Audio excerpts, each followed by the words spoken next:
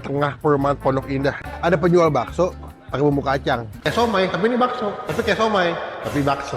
Mas, ini istimewanya apa sampai ramai banget sama kesini kalau jam makan siang? Ini dari kualitas daging atau apa kita jaga. Oke. Sama apa ya, sama customer juga harus ramah atau apa.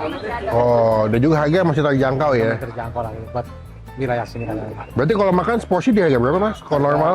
Normal 20.000, mau kacang atau Kuah sama. itu sama 20.000. Tapi kalau komplit ada daging, ada telur, gepeng kecil itu 30.000. Berapa lama jualan bang sini? 25 tahun.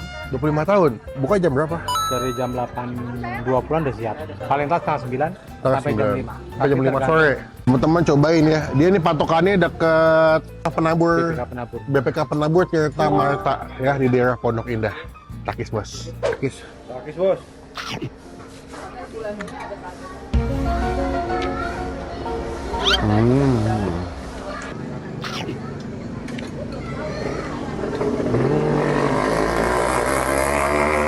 Untuk hitungan bakso gerobak ini garing sih. Dan hitungannya bakso cukup berasa dagingnya, bukannya kebanyakan tepung ya.